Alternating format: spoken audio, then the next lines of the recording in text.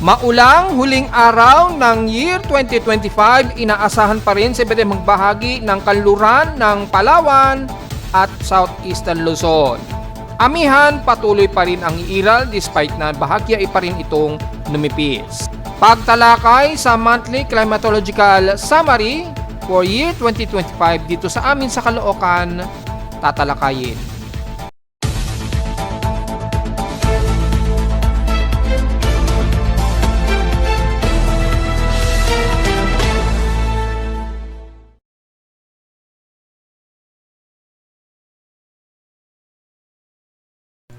Hello, good morning mga folks. Welcome po muli sa ating Daily Weather Bulletin at Analysis para sa huling araw ng taong 2025. Ang oras sa ating Boss Point may maga ay alas 11:26 na ng magtatanghaling tapa. So may mga less than 12 hours o less than 13 hours na lamang po ang nalalabi sa atin para magtapos ang taong 2025. So bago matapos yan ay magbibigay tayo ng ilang mga summaries at una muna ay ulat panahon natin ngayong huling araw nga po ng 2025 which is December 31 na.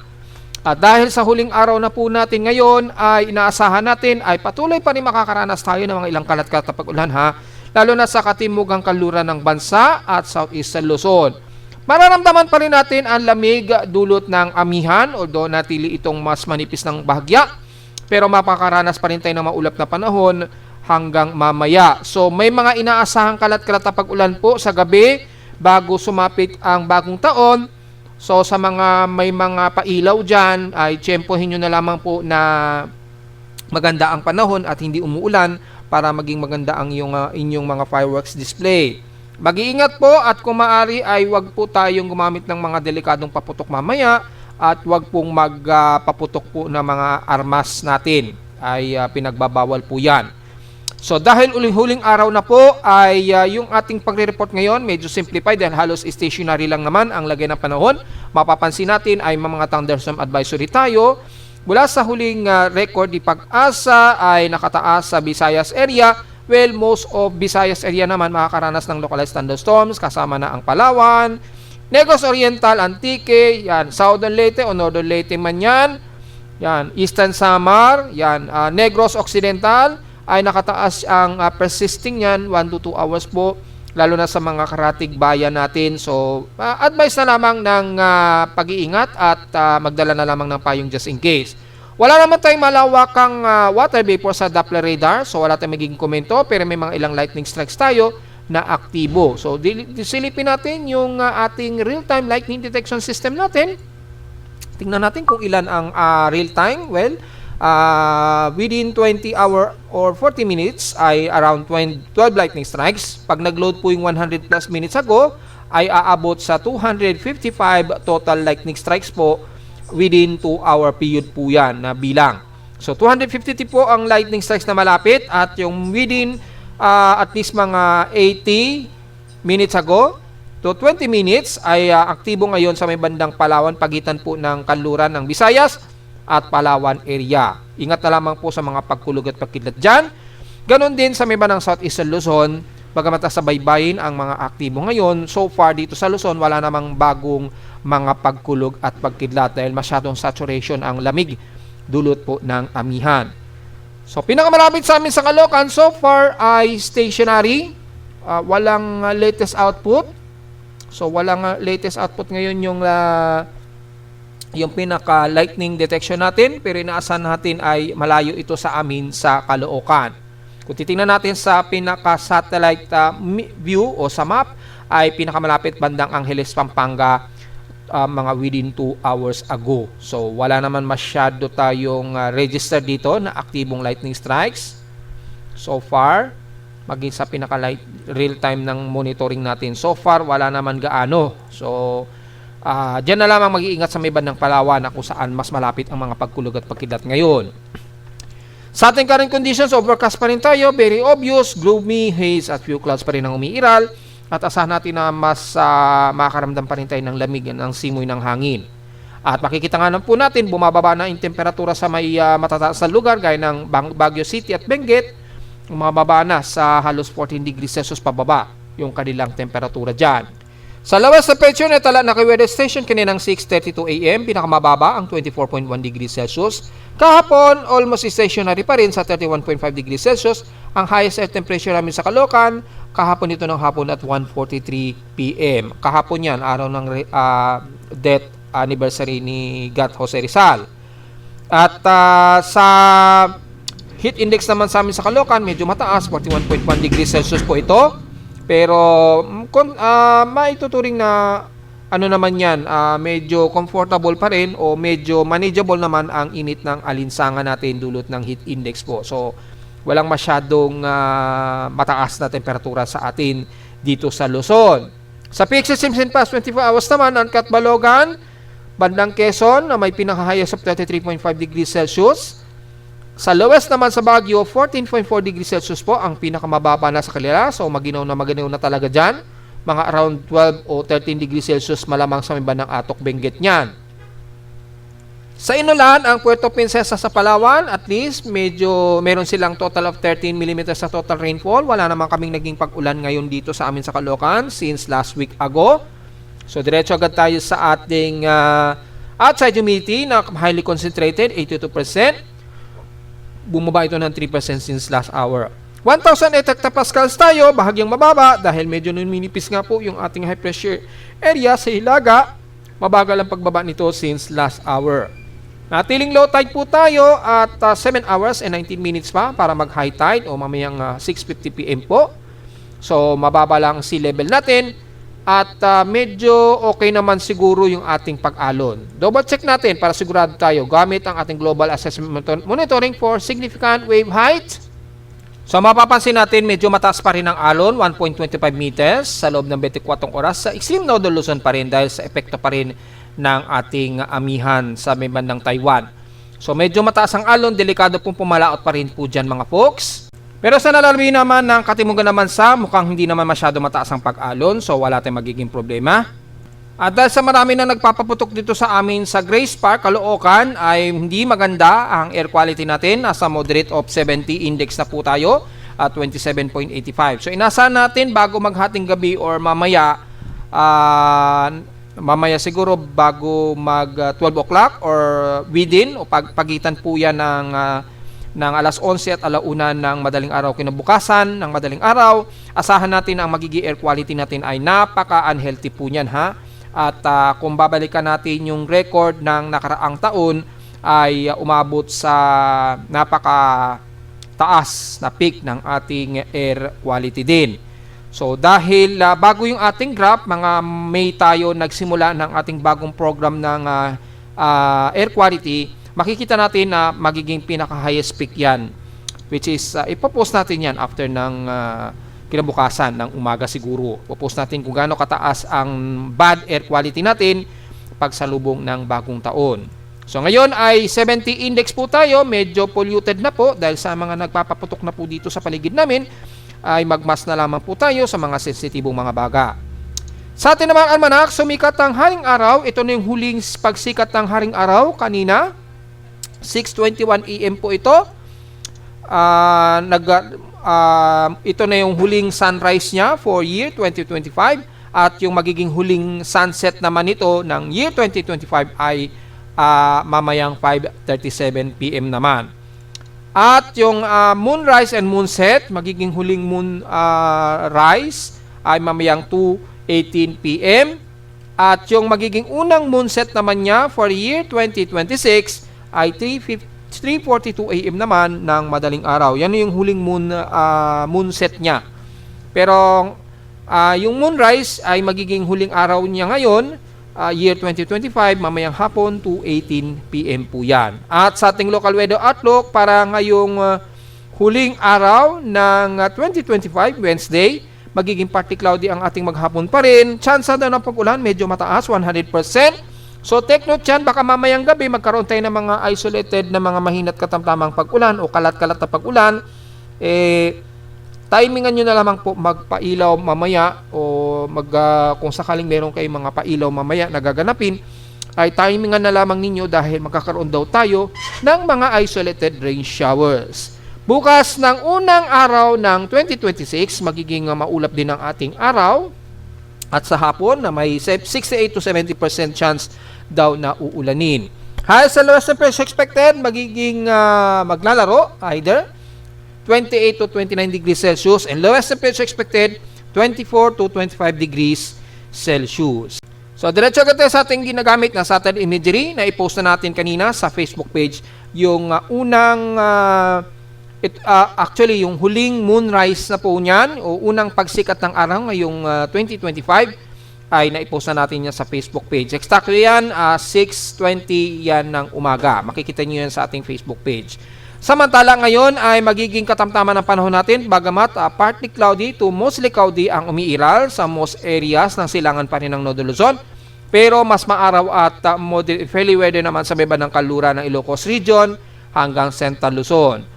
Gloomy rin tayo sa Metro Manila kabilang na ang bandang Bulacan at east sections ng Luzon. Yan, makikita natin hanggang southeastern Luzon po yan. Magiging very gloomy pa rin tayo at asahan ng kalat-kalat na pag-ulan kabilang nasa bahagi ng Bicol Region, mula dyan sa may ng Camarines Sur, Catanduanes at hanggang Sorsogon na po yan at Legazpi area. Well, inaasahan pa rin po yan dahil sa mas concentrated pa rin po tayo at dahil mayroon pa rin umiiral na medyo easterly. So, nagsasaturate po yung water vapor dyan. Yan. At buong Southern Luzon po. Asahan ang kalat-kalat na mga mahihina at katamtamang pag-ulan. Kabilang na ang bandang Oriental Mindoro, Occidental, Marinduque, yung mga isla natin sa Romblon, Masbate at Burias Island. Asahan ang kalat-kalat na mga mahihina at katamtamang pag-ulan po. Moderate to some heavy rain showers naman ang nararanasan ng ilang bahagi ng Puerto Princesa. Yan, pero pasaglit-saglit ang buhos niyan. Ayan, nakikita natin hanggang dyan sa may bandang El Nido at Coron, Palawan. Nagkakaroon ng medyo mga maulap at may dalang pag-ulan. Sa Kabisayan naman, magiging maulap ang bahagi ng Panay Island at Negros Region sa Hilaga. Kabilang na ang paligid po ng Bacolod at Canlaon area. Pagitan ng Iloilo hanggang dito sa may bandang Kabatuan or bandang San Rafael sa sakop na Iloilo, magiging maulap tayo at asahan ang mga isolated rain showers at localized thunderstorms. Rest ng Cebu at Bohol ay despite na gloomy tayo, katamtaman ang panahon, pero at least medyo mas warmer dyan, asahan ang isolated rain showers din. Kabilang nasa bahagi ng Leyte at Eastern Samar. Although magiging partly cloudy ang kadalasan ngayon sa Eastern Samar at Leyte, magiging magloomy pa rin yan sa bandang hapon o gabi. Expected din ng mga isolated rain showers and localized thunderstorms na hindi naman ganun katindihan ang buhos ng ulan. Katamtaman din sa ngayon ang umiiral sa buong Kamindanawan, magiging maulan lamang ang ilang bahagi ng Zamboanga del Norte o hanggang dyan sa dulo nga po ng isla ng Basilan at Hulusulu. Zamboanga, Sibugay, magiging katamtaman din ang panahon, nagfe-fairly weather minsan pero minsan bandang hapon asahan ang magiging maulap at kalat-kalat na pag-ulan. The rest ng Mindanao, at least magiging moderate and fairly weather, partly to sa mostly cloudy lamang tayo. Buong mainland mass yan ng Mindanao, kabilang na ang Sorsogon area at Davao Region at Northern Mindanao area. Siyempre, at least meron tayong 40 to 50% chance sa mga isolated rain showers sa buong Bukidnon, ilang bahagi ng Compostela Valley at eastern sections ng Surigao del Sur hanggang dito na sa Davao Oriental, Samati, pagdating ng hapon o gabi. So, medyo alalay na lamang just in case bago magsalubong ng bagong taon, may mga di inaasahan tayong isolated rain showers. Pero generally, moderate and fairly weather naman tayo sa buong Kamindanawan. So, halos moderate ang panahon natin sa halos buong bansa. May mga ilang pag-ulan lang tayong iiral sa may bandang Palawan area at west portions ng Visayas. Samantala dito sa Luzon ay mga isolated pa rin ang mga pag-ulan, kabilang na ang Bicol Region at Quezon Province. At mula Metro Manila pataas, magiging mas maulap lamang tayo, katamtaman ng panahon at isolated din ang mga light drizzle to some moderate rain showers bago o sa araw mismo ng unang araw ng bagong taon. At dahil wala naman tayong inaasahang sama ng panahon o anumang invest o low pressure area na binabantayan, tingnan agad natin yung magiging forecast prediction natin gamit ang Global Traffic Hazard Outlook ng NOAA. Makikita natin between January 7 hanggang January 13, magkakaroon tayo ng at least 65 to 80% na above average rainfall daw sa bahagi ng Southern Luzon hanggang bahagi po ng Visayas. Kasama ng Bicol Region at Palawan, magkakaroon daw tayo ng at least 65 to 80% na above average rainfall daw. So, parang unang linggo yan ng January. Metro Manila, at least within less or medyo between 50% chance na at least may mga above average rainfall daw tayong iiral. And then between January 14 to January 20 ay magkakaroon ng mas mataas na average rainfall ang halos buong Southern Luzon, Visayas at ilang parte ng Northern Mindanao area. So mukhang magiging maulan po ang January natin dyan sa katimugan ng bansa. Hindi masyado sapat din ng Luzon kabilang Metro Manila dahil mas mataas ang lamig sa amin, dulot po yan ng amihan. At mas naasahan natin na magiging mas mababa ang temperatura natin dyan sa Metro Manila sa unang buwan ng January nitong year 2026. So dito magkakaalaman kung gaano kababa at lamig ang simoy ng hangin sa Metro Manila. So yun naman po, at wala naman tayong magiging komento sa anumang sama ng panahon. Wala tayong inaasahan na anumang tropical wave na mababantayan. Yan. So ito po yung mga huling analysis ng mga computer models. Wala tayong makikita dito po, kundi mga surface rap lamang at yung daloy po ng ating amihan at stainless lamang. So magkakaroon lamang tayo ng mga pag-ulan-ulan. So wala tayong magiging komento at diretso agad tayo sa ating ulat lindol muna. Yan. Ihahapyaw na po natin yung magiging total earthquake natin. Yung ating summary para ngayong year 2025. Bago magpalit ang taon, makikita natin ay sa aking seismograph, mga kagabi o kahapon nagkaroon ng mga ilang minor earthquakes, pero ngayong araw mukhang wala tayong nadedetect dito sa Caloocan. So diretso agad tayo sa ating data feed mula kay Phobox. Merong dalawang magnitude 4 na nadetect sa may bandang Davao Oriental na naman. Yan, Governor Honoroso, magnitude 4.0 po ito. Epicenter depth 38 km ang lalim, so medyo malalim. Naganap ito 12:45 ng madaling araw. Yan. Isa naman itong ngayon lamang 8:28 AM po ito ng umaga. So nagkaroon ng magnitude 4 sa may bandang Bogo, Cebu na naman. So patuloy na mag-iingat at alisto po tayo sa Bogo, Cebu dahil tuloy-tuloy pa rin ang aftershocks dyan. Naganap ito 8:28 AM na may lalim lamang na 4 km. So medyo ramdam nila yung saglitang pagyanig dyan sa may bandang Bogo, Cebu. So mag-iingat pa rin po tayo mga folks. And after nyan ay mukhang wala naman marami-raming nadadagdagan pero patuloy ang aftershocks. Lalo na sa paligid po ng Bogo, Cebu. So mag-iingat po tayo mga folks. Yan, patuloy po tayong mag-iingat. At sa ating earthquake historical data, at least magbibigay na tayo ng summary for year 2025 po ito, buong taon. Kasama na yung mga ilang historical earthquake at yung mga malalakas na lindol natin ngayong taon. I-discuss natin. Maging sa mga climatological natin isasama na natin yan mga folks. So, for the year 2025 po, ang total na lindol natin base rito, between magnitude 2.0 pa lang ito pataas nasa 14,846. Hindi ko kasi sinama dito ang magnitude 1, kaya ang total earthquake natin between magnitude 2.0 pataas ay nasa total of 14,846. Pero kung isasama natin ang magnitude 1.0, aabot yan sa 21,723 na total earthquakes. Madadagdagan pa yan bago mag alas 12 ng hating gabi mga puksa, so take note yan. So again, ito po yung lumalabas na total earthquake natin. Nasa mahigit 21,000 ang ating total earthquakes kasama ang magnitude 1.0. So mula rito sa amin, sa aking data na kasama ang, hindi kasama ang magnitude 1 ay 14,846 po dito. Magnitude 2.0 is 14,150, 619 between magnitude 4.0 pataas to magnitude 4.9 yan. 68 ang ating total magnitude 5.0 to 5.9 at 8 magnitude 6 between magnitude 6.0 to magnitude 6.9 at isang magnitude 7.1 na naitalang lindol yan na naitala dito sa bandang Bogo, Cebu. Yan, nagkaroon tayo ng mas malakas na lindol dyan nung huli. Yan, so kung isasama natin ang magnitude 1.0,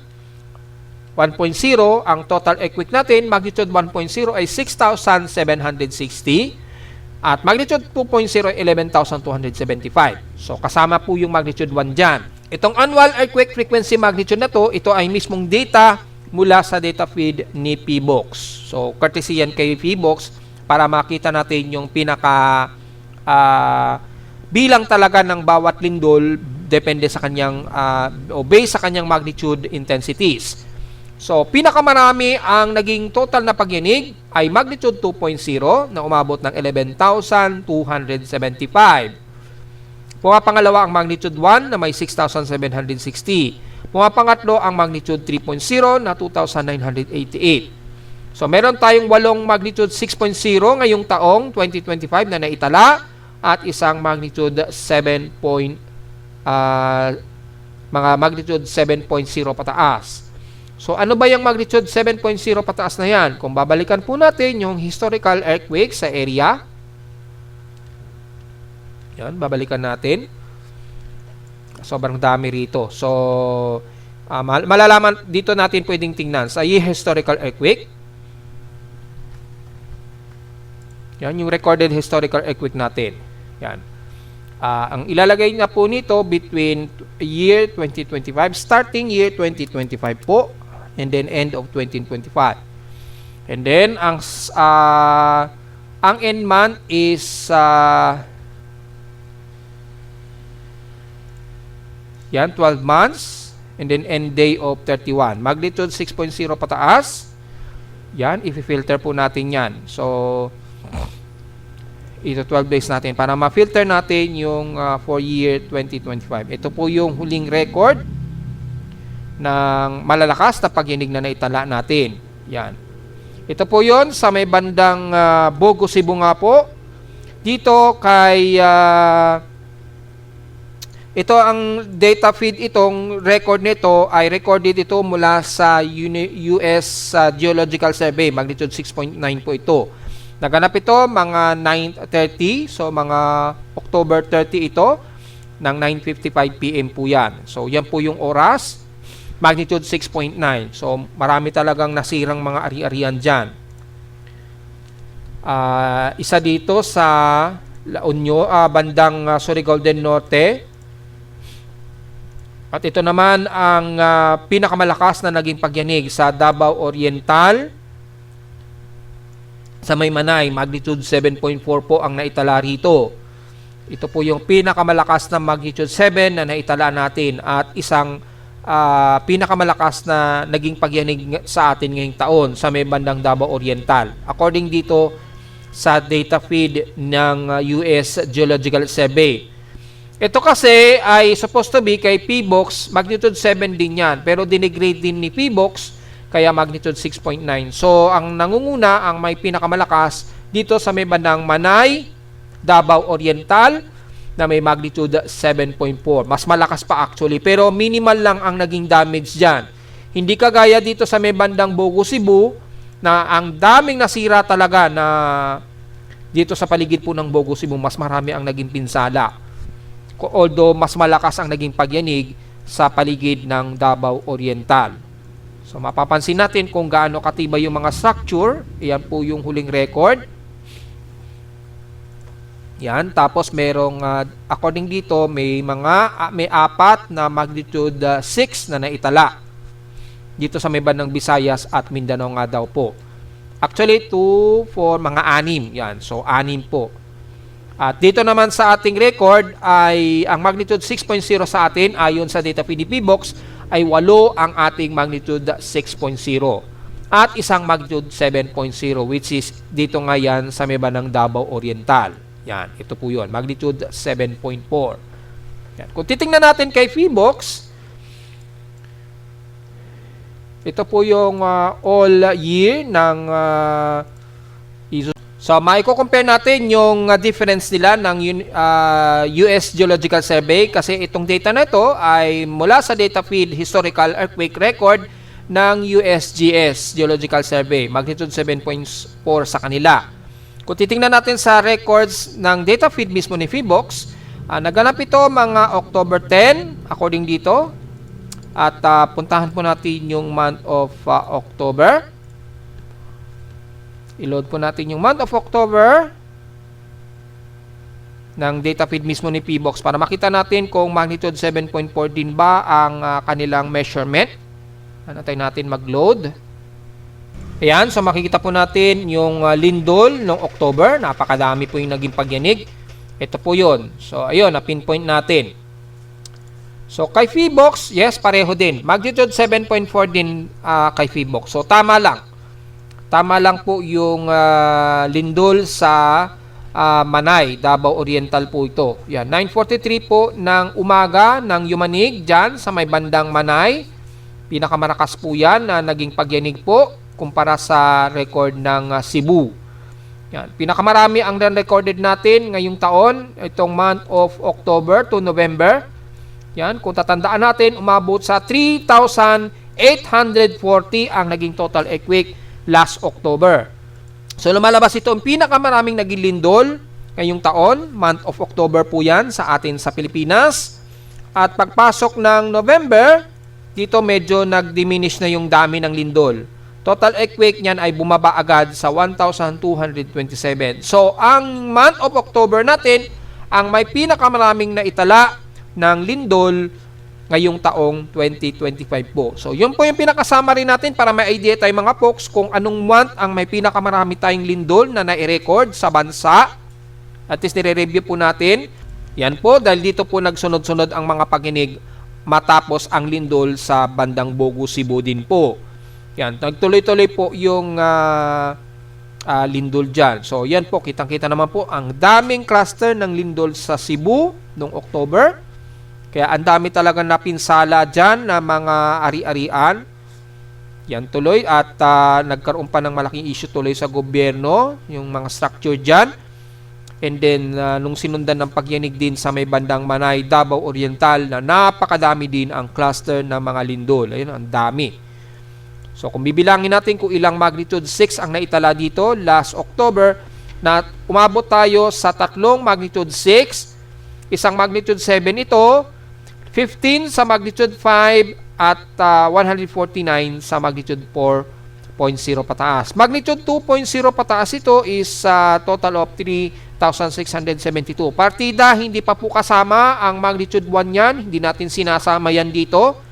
Kaya kung bibilangin natin o kung isasama pa natin ang magnitude 1 yan, malamang mahigit sa 4,000 ang total earthquakes last October. Baka umabot pa nga ng 5,000 mahigit ang total earthquakes nitong huling October. So, ang October, ang may pinakamarami tayong naitala ng lindol ngayong taon. So, kung babalikan natin yung annual earthquake frequency natin by magnitude, ay pinakamarami ang naitala ay ang magnitude 2.0 kumpara sa magnitude 1.0 na nagpagyanig. So, yun po. At nagtugma naman sa pinaka-recorded historical earthquake mula sa US Geological Survey. Ito ay galing sa US Geological Survey. Yan po.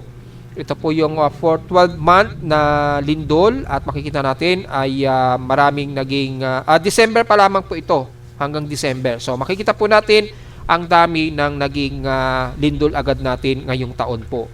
Yan. Ito po yung summary. Lumalabas pinakamaraming lindol tayo ngayong taon sa nakalipas na 7 taon po. Pangalawa, last year na may 18,149 na lindol tayo.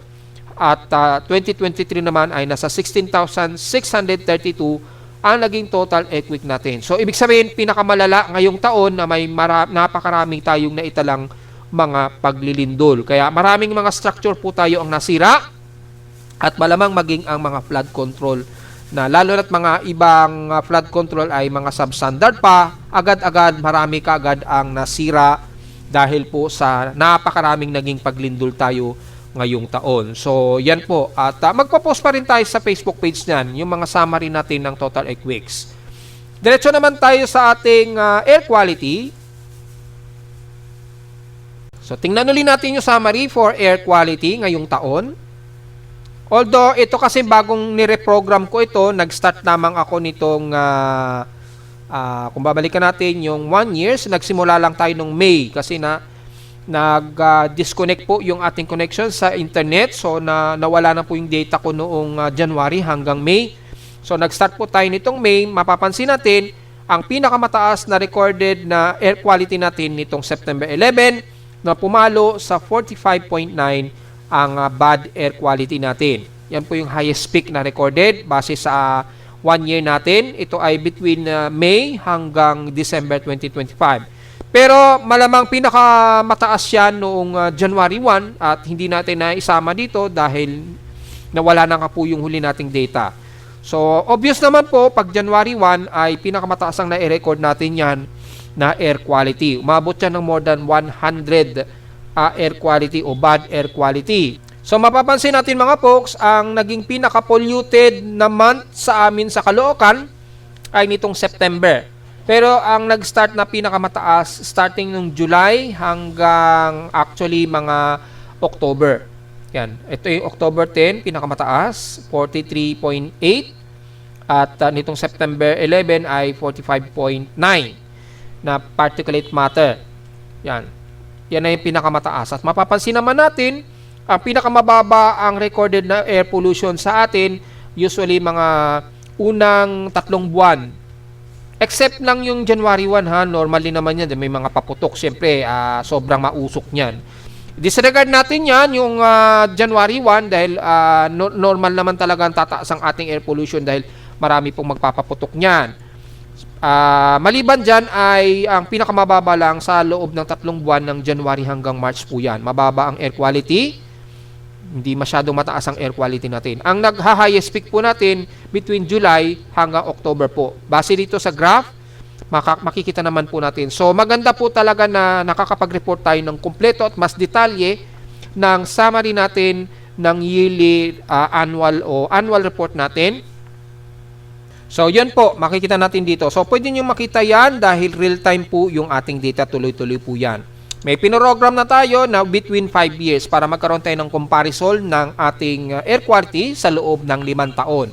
Since bago lamang tong program na ginawa ko, ay ito pa lamang yung kasalukuyang data niyan. For year 2025 pa lamang po yan. At makikita naman natin dito, malinaw na between July to September to October talaga ang may pinaka-highest peak ng air quality na nare-record dito sa amin. So, pinaka-mapollution talagang buwan, mga bandang mga July to October dito sa amin sa Caloocan. Ayon yan mismo dito sa aking air quality chart sa West Grace Park, Caloocan. Sana si DENR merong ganitong report sana. Sana merong ganitong report sa DENR para nalalaman natin kung anong mga lugar ang may pinaka-mapollusyong area para magkaroon ng mga ordinansa or mga changes para magkaroon ng paghihigpit sa paggamit ng sobra-sobrang pollutant gases o anumang pollution sa isang lalawigan o area. Importante na namomonitor natin ang mga lugar sa bansa na kung saan ay may malalang air pollution. Kagaya na lamang nito sa ating ginagamit. Sana merong ganyan sa DENR at mukhang wala po tayong ganun na nakikita at wala tayong nakikitang report kay DENR na ganitong report kada taon po. Sana meron tayong ganito kasi namomonitor natin kung ano yung mga month na mababa ang air pollution at anong mga buwan ang may pinakamataas na air pollution. Kasi dito natin nalalaman din kung ano mga buwan ang aktibo ang ating mga bulkan. Kasi minsan sumasama din yung sama ng binubugan ng bulkan at umaabot dito sa mga syudad natin. So mas magandang nalalaman po natin 'yan at nalolocate sa mapa. Yan, meron tayong satellite vision diyan, ganyan, makikita natin. Kung si DENR meron sanang ganitong program, tapos nalalaman natin yung mga lugar na kung saan laging may mataas na air quality. Ito kasi sa China yung World Air Pollution. Nakaregister din po ang ating aparato diyan. Automatic nakaregister 'yan dahil tayo ay nagpamiyembro sa World Air Pollution Index Monitoring. So, makikita natin ang typically, ang Metro Manila, medyo hindi maganda ang air quality ngayon. Well, obviously, marami na po kasing nagpapaputok. Yan. Ito, mas matindi sa may bandang malapit sa US Embassy. Ewan ko bakit masyadong pollution dito sa US Embassy. Yan. Makikita po natin yan at sa iba't ibang panig po ng bansa, ay may mga monitoring dyan for air quality. Sana merong ganito si DENR. Yan. So, ganyan po yan at para na monitor po natin yung ating sama ng hangin, hindi lamang sa sama ng panahon ang nabomonitor natin. So, sa temperature humidity, may kasamang temperature humidity po ito sa aking aparato na air quality. Nalalaman din natin yung taas ng temperatura sa loob ng isang taon. So, bukod sa aking weather station, meron din tayong isang aparato kasamang air quality na kayang mag-monitor ng temperatura, atmospheric pressure, and humidity. So, mula rito, makikita natin ang temperatura ay sa loob talaga ng 3 buwan ay grabe ang ating air temperature. Ayun, pinakamataas noong May 16, mabot ng 35.1. Ito yung highest average na temperature na na-record sa amin sa Caloocan. Highest average temperature po yan sa amin sa Caloocan. Yan. Pero sa ating weather station mismo, makikita natin yung pinakamas mataas na na-record na highest air temperature. Pero mapapansin natin tuwing March yan hanggang June ay mataas ang ating temperatura, napakainit. And then pagpasok po ng bandang August o September, pagpasok ng tag-amihan, bumababa na po yung ating temperatura na. Yan. Outside humidity naman natin, makikita din natin tuwing summer sa atin sa Pilipinas, ay bumababa rin ng ating humidity. Yan, pinakamababa ay recorded 55.4%. Sobrang dry niyan. Kaya napakaalinsangan natin yung panahon na yan. Sobrang lagkit ng ating... actually, hindi naman. Nung bumaba sa 55% yung ating air quality, ay sumobra ang tuyot ng ating paligid. Ito yung sobrang kataasan ng drought natin o drought index. And then pagpasok na ng bandang May hanggang June ay nagiging saturated na po tayo. Yan, tumaas na po siya. Dito, naging tag-ulan na po kasi sa atin. Tag-ulan na. Pagpasok ng mga bandang June. So, pagpasok ng mga bandang June ay tumaas na po yung ating humidity. Yan. At sa atmospheric pressure naman, mga ilang nagdaang bagyo ang dumaan.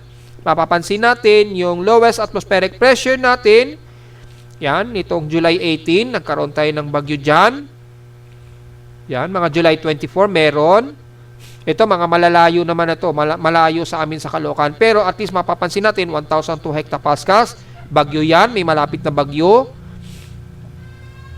1,005 hectopascals, medyo merong mas malapit na bagyo. At 1,003 hectopascals noong August 27. May malapit na bagyo yan sa amin sa Caloocan. Malamang yan yung mga dumaan ng Northern Luzon. Pero yung pinakamalapit sa Metro Manila na dumaan nitong November 9 po. Ayan, Yan. So, nalimutan ko na kung anong bagyo ang pinakamalapit sa Metro Manila. Ito yung mas bumaba na atmospheric pressure, 991.5 hectopascals. Yan. Ito yung pinakamababa. Ibig sabihin, ito yung pinakamalapit sa Metro Manila na bagyo na dumaan.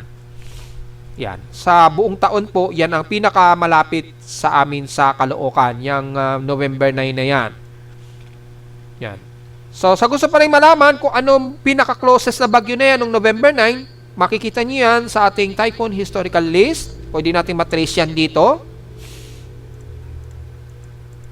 Yan. I-download nyo lang po yung data ng year 2025. Ito ay courtesy kay Japan Meteorological Agency. Yan, makikita natin dito yung pinakamalapit.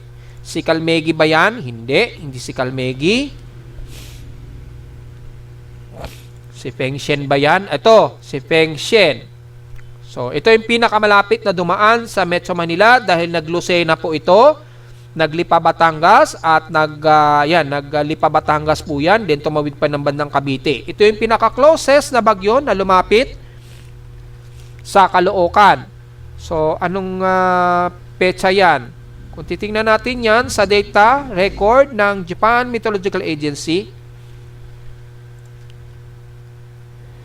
nagkaroon ng security check.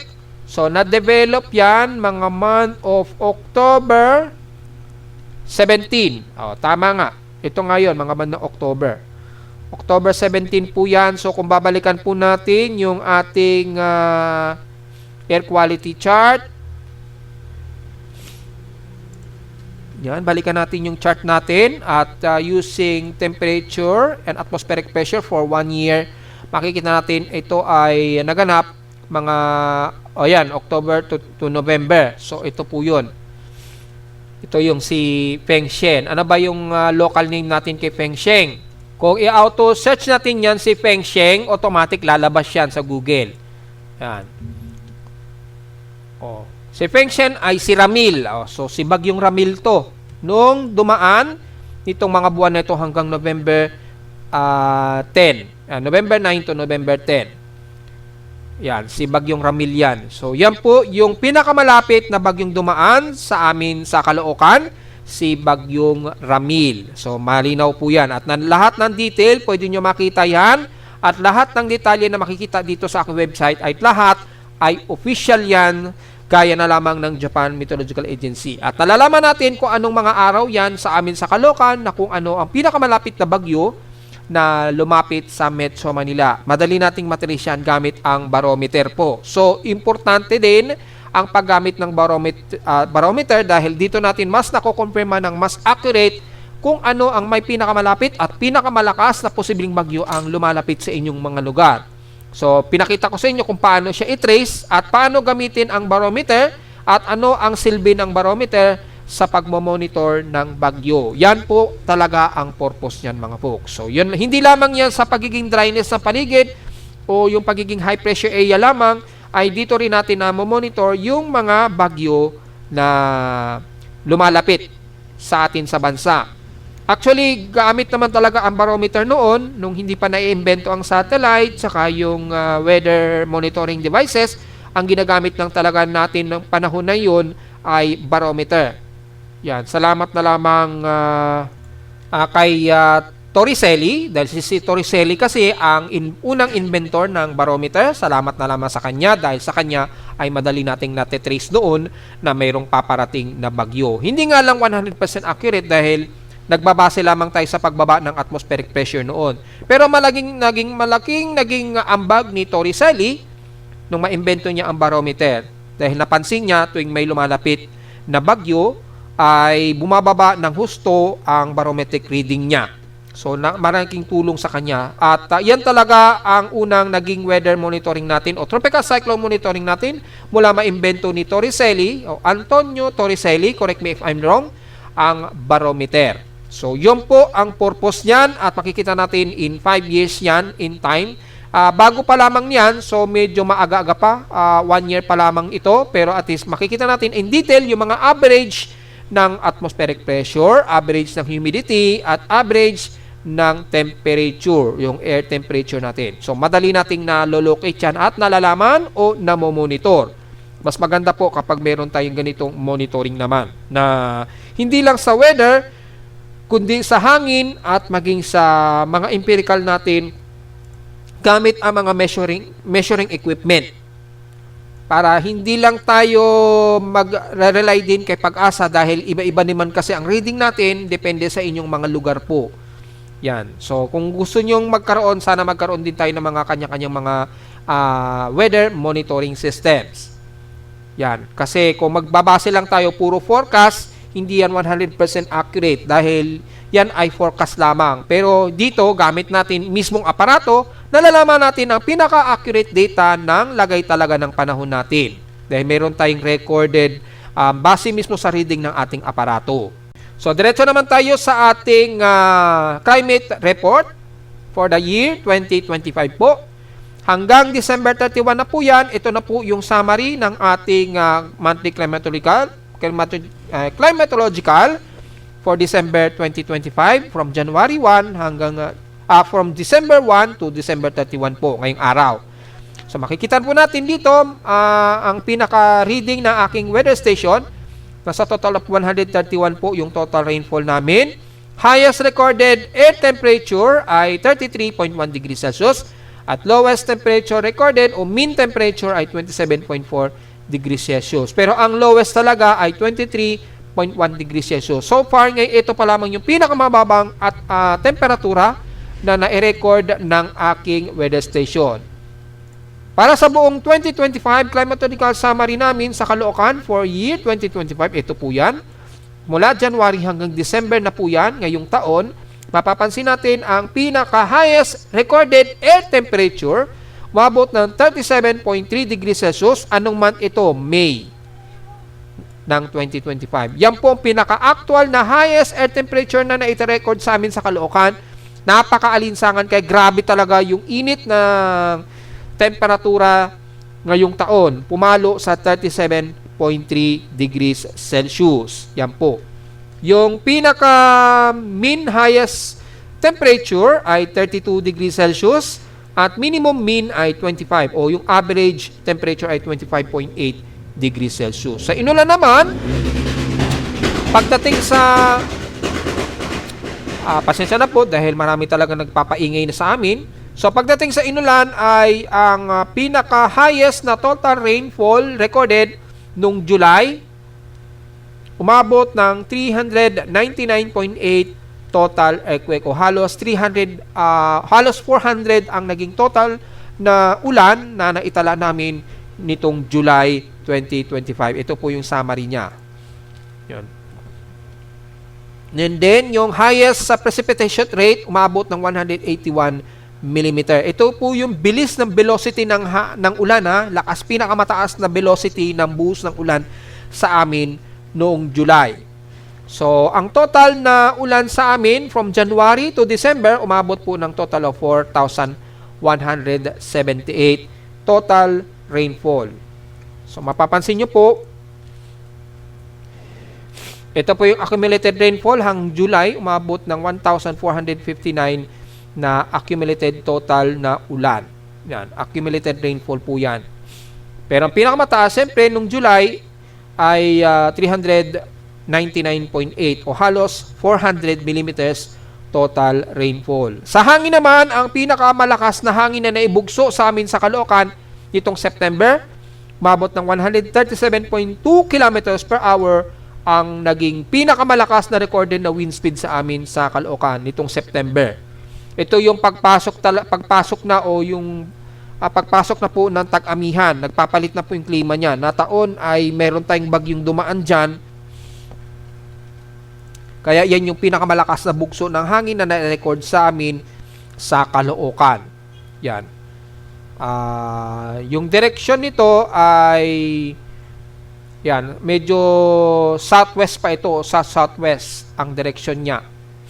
So medyo naramdaman pa rin yung habagat nito, papalit pa lamang siguro yung amihan nito o yung northeasterly trade wind. So pumalo pa kami ng 137.2 kilometers per hour, ang pinakamalakas na bugso ng hangin na na-record sa amin sa Caloocan. So ito po yung makikita ninyo kung gusto niyo malaman yung climatological summary namin sa Caloocan for the year 2025. Pero kung gusto niyo po makita yung pinaka climatological summary natin gamit ang official weather agencies ni Pag-asa, makikita niyo po yan dito sa ating PX Extremes. Ito po yung bago nating PIMO weather climate data o climatological data. Ito ay data mismo mula sa Japan Meteorological Agency na kinukuha sa record ni Pag-asa. So pwede nyo makita ang selection dito, halimbawa sa Pag-asa office mismo sa Quezon City. Kung gusto niyo makita mula ngayong taon 2025 between January to December 2025. Click nyo lamang ang download and visualize data. Makikita nyo po yung summary nung between January hanggang nitong November. Hanggang November pa lamang yung huling record, lalabas pa lamang yung month of December pagpasok po ng next month. Every next month po kasi lumalabas yung latest So hanggang November pa lamang po ito, pero makikita po natin dito sa record ni Pag-asa, official po ito ni Pag-asa, care of Japan Meteorological Agency. Mapapansin natin yung pinaka-highest temperature na na-record, max temperature pumalo ng 34.4 degrees Celsius. Ito po yung max temperature na naitala. And then pinaka-lowest temperature na naitala sa Quezon City ay umabot ng 24.9 degrees Celsius. Yan. And then yung mean temperature normal ay 29.2 degrees Celsius. Ito po yung pinaka-mean, ito yung nasa gitna. Ito po yan, yung graph niyan. Kasi kinukuha kasi ng data yung pinaka-mean niyan, yung mean. Yung absolute mean ng temperature ng anumang area. Example na lamang dito sa Science Garden na opisina mismo ni Pag-asa. Yung precipitation total nila ay itong April ay highest ay 119. Pero ang pinakamataas na precipitation na na-record kay Pag-asa, umabot ng 1,224 ng total earthquake. Anong month ito? July din po ito. So, pareho sa amin sa Caloocan, kung mapapansin nyo dun sa ating climatological record, July din po nung pumalo sa halos 400 mm ang total rainfall namin sa Caloocan. Yan yung precipitation normal. Kay Pag-asa ay 470.2 mm ang umabot sa kanila. Pinakamarami po yung naging total rainfall sa kanila kumpara sa amin sa Caloocan na halos 400 mm lamang ang total. So, accumulated precipitation sa kanila ay 1,224 na accumulated precipitation. Pero sa amin sa Caloocan, mas mababa pa. Mga 1,100 something lang. 1,200 something lang din. So, halos dikit lang kami ni Pag-asa.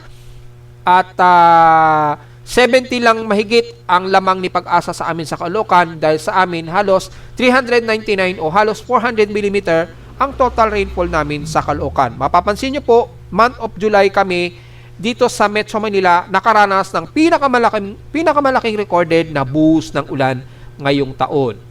And then mula July hanggang September na po yan, tuloy-tuloy na po na matataas ang naging total na pag-ulan. Pero bahagya naman bumaba yung temperatura. Hindi naman masyadong tumaas mga folks. So mapapansin nyo, kapareho lang din yan sa amin sa Caloocan dahil tag-ulan naman yung panahon na yan. Mga typhoon season na po yan, mga between August to September. Yan, to October actually. And then mula November, medyo humina na po yung pag-usbong ng mga bagyo natin. So mapapansin natin between July to October, usually yan po yung pinaka-highest peak ng lumalabas yung mga maraming bagyo.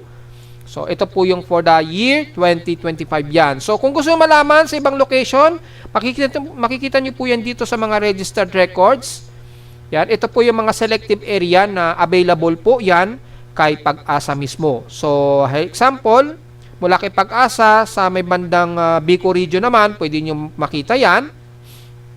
Yan, example na lamang ang Legazpi between January to December 2025, mabivisualize nyo po yan, direkta na agad. Dito mapapansin ninyo, tumataas ang tag-ulan sa kanila, mga bandang January naman to February. Gaya nga po na sinabi natin, di ba? Ang bandang east section sa bansa, tumataas ang average rainfall sa kanila, mga bandang November to mga unang 2 buwan yan ng sumusunod na taon. Yan. Tumataas po yung average rainfall sa kanila sa eastern sections. At bumababa naman yung average rainfall natin sa Metro Manila or most of western sections dahil wala po tayong habagat niyan. During amihan season natin, tumataas naman yung easterly trade wind sa may bandang eastern sections. Kaya mapapansin nyo po sa bandang Legazpi, mataas po yung average rainfall sa kanila. Pagdating ng bandang January or starting mga bandang October po, tumataas na yung pag-ulan sa kanila. Yan, oh. Pero during po ng March, tag-araw, medyo pareho din na halos tuyot din.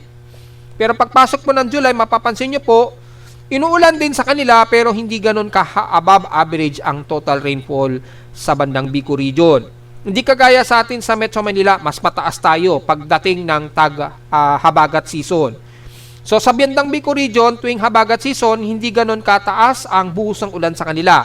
Ang pinakamataas na average rainfall sa kanila pag pumapasok po yung mga bandang November hanggang February ng susunod na taon. Yung above average rainfall sa kanila, sa mga ganyang month, mataas ang average rainfall sa kanila, which is yung climate 4 po. Which is ilang beses na natin pinaliwanag yan, di ba? Mapapansin nyo po yung kaibahan. Kasi tuwing mga November to December, ang easterly trade wind mas malakas na ngayon sa east sections at wala naman habagat sa kanluran at mainit ang temperatura sa katimugan ng bansa niyan mga during mga bandang October na yan hanggang susunod na unang 2 buwan. Kaya nagiging mas maulan po sa kanila. Makikita natin dito, umabot sa 327 ang total precipitation sa bandang Legazpi o accumulated precipitation 946 mm. So ang taas ng ulan sa kanila. January po yan and then February umabot ng 266 mm o 814 mm nung total accumulated rainfall sa kanila. Yan ay sa Bicol region po yan. So, tingnan natin sa may bandang Mindanao po. Gaya na lamang ng, let's say, Surigao region or Hinatuan siguro. Between January to December 2025. I-load po natin yan. Mapapansin nyo rin, mga bandang November sa kanila hanggang February ay mas mataas ang average rainfall sa kanila. So, mapapansin nyo po yung pattern. Pag tuwing tag-amihan season sa atin, ang mas mataas ang nagiging pag-ulan sa may bandang silangang bahagi ng bansa. Sa kanluran, kasama ang Metro Manila, hindi masyado na, mababa. Pero, pagdating naman ng taghabagat season, mababa naman ang ulan sa kanila. Sa silangang bahagi ng bansa, kabilang na ang Eastern Mindanao, bumababa. Ayan, makikita nyo po. Dito, June, di ba? Tag-ulan sa atin yan sa Metro Manila. Sa kanila, medyo mababa lang ang average ng rainfall. Pero ang matinding pag-ulan sa kanila, pag pumasok na ang month of November, and then hanggang February ng sumusunod na taon. Ayan o, ang taas o, maabot ng 846 mm. Grabe ang ulan sa kanila sa Hinatuan. Hindi kagaya pag tuwing rainy season natin, mababa lang. 249 lang ang total na rainfall sa kanila. So, magkaiba, mapapansin nyo po, bandang eastern section po ang mas mataas na pag-ulan. So, tingin pa tayo ng ibang ebidensya. O, tingnan na lamang natin ang bandang Surigao region between January to December 2025. So, makikita natin ang difference. Ganun din sa unang dalawang buwan. Ito nga, sa kanila umabot pa ng March. Pero sa unang dalawang buwan po ng January to February ay napakataas ang above average rainfall nila. Ayun 602.8 mm sa January. And then February, sa Surigao, pumalo ng 386.6 mm. So, mapapansin nyo, pag month of June, mababa lamang yung average rainfall sa kanila. Kasi silangan kasi sila di ba, sa Surigao.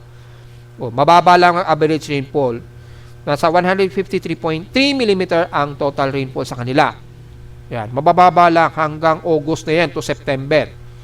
Yan. So, ganun din sa kanila, So, napapansin nyo, di ba? Pagpasok ng bandang October, November, then January to February ay napakataas ng buhos ng ulan sa kanila. Pag ganyan talagang mga months, mas mataas ang naging pag-ulan sa may bandang eastern sections ng bansa. Hindi kagaya sa atin sa Metro Manila, for example, balikan natin si Pag-asa. Balikan natin si Pag-asa ay mapapansin nyo po dito, ang mas magiging mataas ang ulan natin pagdating ng bandang mga June naman to July. Di ba? Kabaligtaran. Opposite pagdating naman ng bandang November to December hanggang January and February. Mas opposite pagdating sa may bandang east sections. Ayan, malinaw naman po yan, di ba? So, pwede nyo po makita yung climatological data ng buong taong 2025 para mapansin nyo po ang pagkakaiba kapag tuwing habagat season, mas madaming ulan ang naibubuhos sa may bandang kaluran ng bansa. Kasama na ang Metro Manila. At pagdating naman ng bandang November to December to January to February, tumataas naman ngayon ang above average rainfall o dami ng buhos ng ulan sa silangang bahagi naman ng bansa. At kumukonti naman yung total na rainfall natin pag pumasok na ang bandang tag-amihan season, mga between September to December na po yan hanggang sa unang 3 buwan na yan. Yan, o mababa yung average rainfall natin sa Metro Manila. Pero sa pagdating naman ng bandang November to December, sa ibang lalawigan natin sa silangan naman, ang grabe ang naging pag-ulan naman sa kanila. So, kitang-kita po dito ang pinakamalinaw na ebidensya natin kung bakit natin sinasabi tuwing habagat season, ang most western sections ng bansa natin ang may pinaka-tumataas na average rainfall at pagsapit naman ng tag-amihan season, tumataas naman ang average rainfall sa may bandang silangang bahagi ng bansa. Pinakita ko rin sa inyo sa may bandang Bicol region nga po. Example na lamang ang Legazpi, di ba? Pinakita ko rin sa inyo na mapapansin ninyo, mataas ang average rainfall nila pagdating ng mga tag-amihan season po. Bahagya lamang bumababa pag tuwing taghabagat season natin sa Pilipinas. So, malinaw yan mga folks at pwede nyo pong i-review yan, lalo na ng mga taga-NDRRMC. Kasi nadedetect ko dito, mga taga-Pag-asa tumitingin dito dahil accurate naman po at official yung data feed nito sa climatological data. Dahil galing mismo yan kay Japan Meteorological Agency. Ngayon tingnan naman natin ang hydrological records natin para malaman natin yung total ng level ng ating mga water dams. Ayan, yung ating mga water levels. Yan, makikita natin dito. Una, yung huling record natin ngayong araw, huling araw ng 2025, nakabukas po yung dalawang gate ni Ipo Dam. Yan, halos umaapaw na rin kasi. So, nagbabawas siguro sila ng sobrang tubig. The rest, wala namang nakabukas at yung Ambuklaw, Binga, San Roque at Pantabangan, nasa water critical level daw yung kanilang dam. Well, wala tayong idea kung bakit. Nagbawas nga po sila ng mga nakaraang buwan o ng mga nakaraang araw, nagbawas pa sila ng sobrang tubig. So, wala tayong idea. So, for the month of December, mapapansin natin, ang pinaka-below critical lamang dito ay si Magat Dam. Yan, si Magat Dam po ang laging critical. So, wala tayong idea kung bakit, pero maikukonsider na sufficient po yung water levels natin dyan. Ngayong December po yan.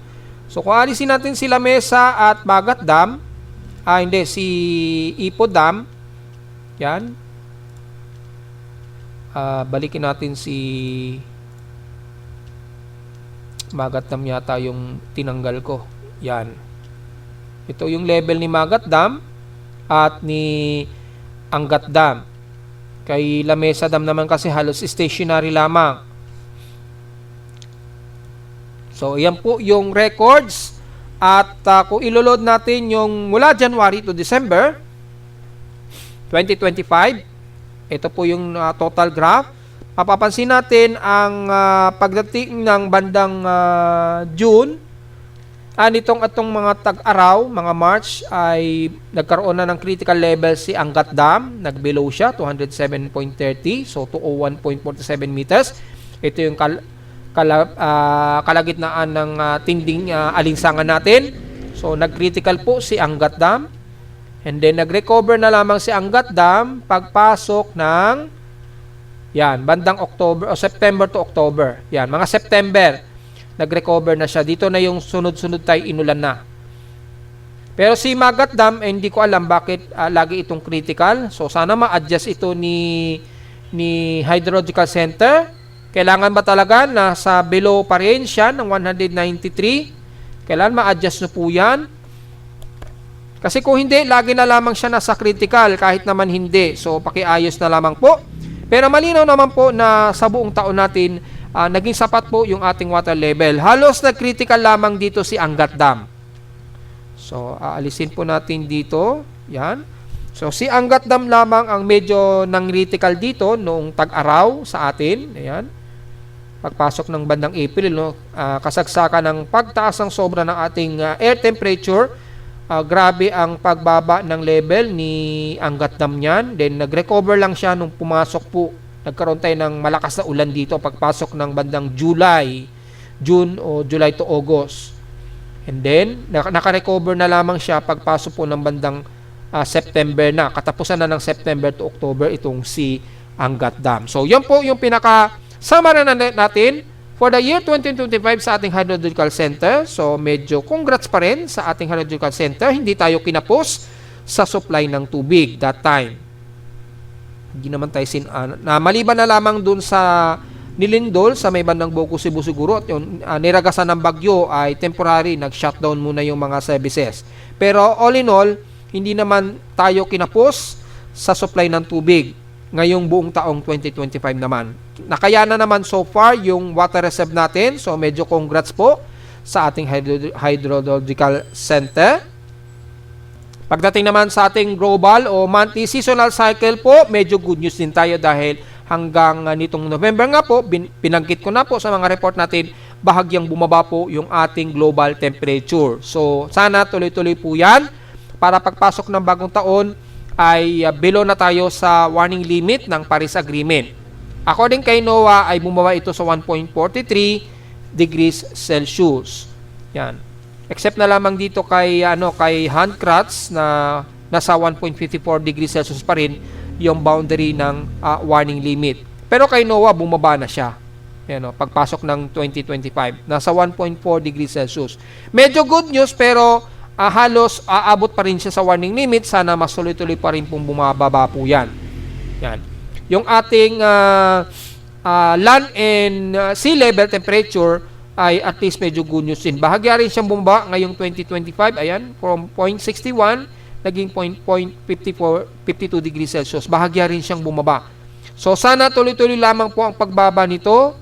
Yan, ito po yung ibang data na bahagya rin bumaba from 1.27 to 1.24 degrees Celsius. Sa land temperature naman po yan. So sana tuloy-tuloy po yan na ganyan na bumababa po para makontrol yung global warming natin dahil napakadelikado po talaga mga folks. Tayo rin sa buong mundo maapektuhan yan kapag tuloy-tuloy pa rin ang pagtaas ng ating temperatura sa mundo. Pwede nyo ba makita yan para sa gustong i-review yung ating yearly summary for year 2025. Yan, sa ating graph naman, yung trend graphs natin o yung daily records, pwede nyo pong makita yan dito. Ito po yung yearly summary natin for year 2025. At kung gusto nyo naman makita yung trend graphs natin, hindi sa trend graphs, yung ating station daily time records. Ito po yan. Makikita nyo po yan maging yung heat index. So ito po yung whole summary natin for year 2025 natin. Ito yung daily detail natin mula January hanggang December na po yan. Yan, makikita nyo po dito. So mapapansin natin between April and May sa amin sa Caloocan ang may pinaka-highest air temperature na recorded. Ito talagang tag-init sa amin sa Caloocan. Grabe, oh. Yan. Mga April and May talaga grabe. Umabot pa nga ng halos sa 37 degrees Celsius. Ayan, oh, 36.9, no? April 19. Grabe ang temperatura. Then halos 37 degrees Celsius. And then pagpasok ng May, umalo pa sa 37.3 degrees Celsius. Ang grabing init nung mga panahon na yan. Ayan. Then nung April, 37.1 degrees Celsius naman. So grabe ang naging init namin sa Caloocan yan na mga month of April and May. So sa darating na naman na April and May, grabe na naman siguro ang tag-init natin. So makikita natin sa pinaka-summary ng temperature and average high temperature between April and May talaga ang grabing temperatura namin sa Caloocan. Ayun, average temperature 35.2 at 35.1. Pero highest air temperature ay 37.1 at 37.3.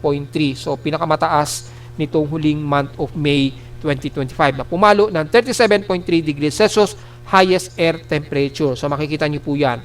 Pagdating sa heat index naman, makikita nyo rin po yung pinaka-summary ng heat index natin. Ayan, so mapapansin po natin ang bandang April and May din ay tumaas yung heat index. Yan, so nagkaroon ng grabing heat index pagpasok ng tag-init. And then bahagya na lamang nitong mga September to October. Ito may mga actuated error lamang yan dahil ang binase kasi sa average humidity ay for month of December. So binase lamang yan sa computation, pero kung susundin natin yung mga nakaraang buwan ay normally ay pinakamataas na ang mga 50 to 54 degrees Celsius. So pinaka-highest heat index sa amin pumalo po ng pinakamataas sa amin mga 53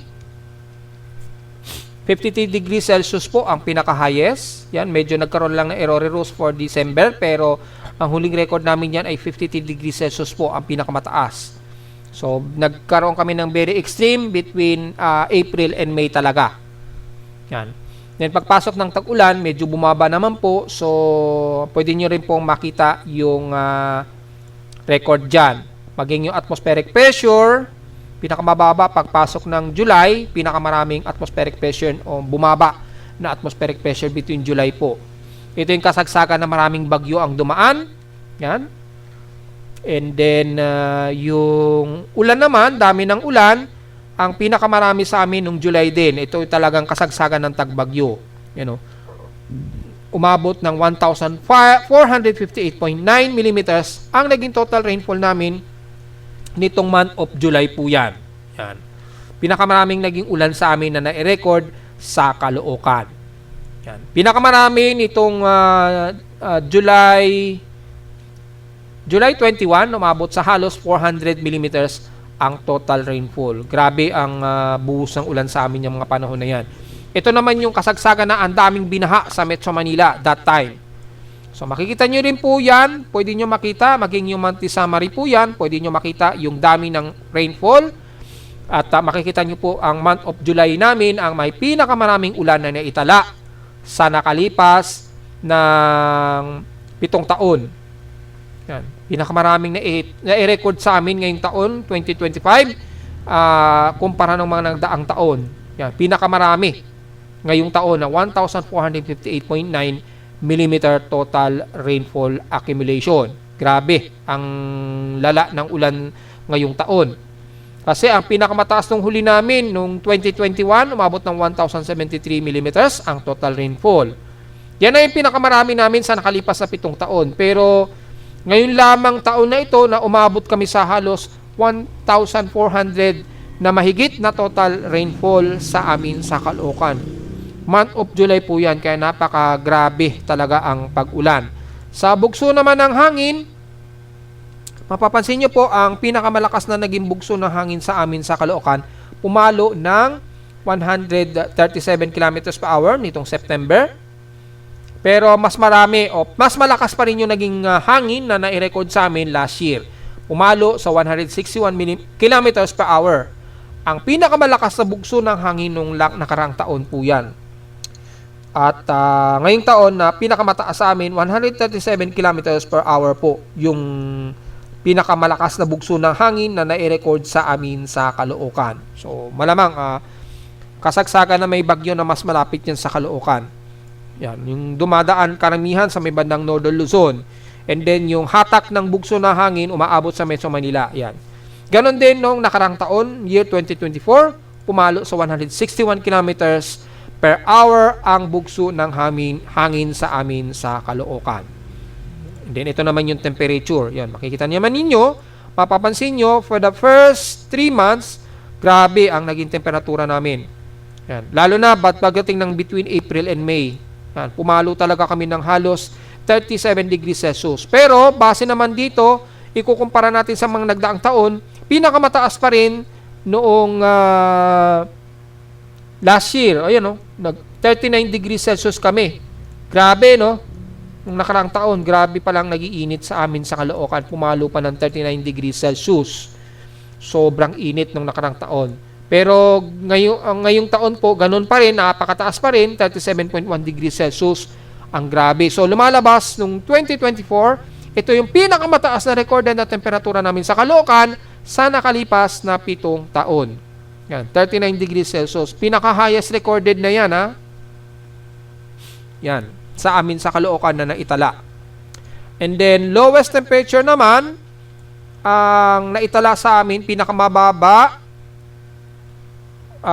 nitong taon ay 22.3 degrees Celsius. Ayan. Pero pinakamababa nung nakarang taon, 22.2 degrees Celsius po. Yan, nung nakarang taon. Kaya lang, mas mababa yung naitala sa amin sa Caloocan noong 2021 at 2022.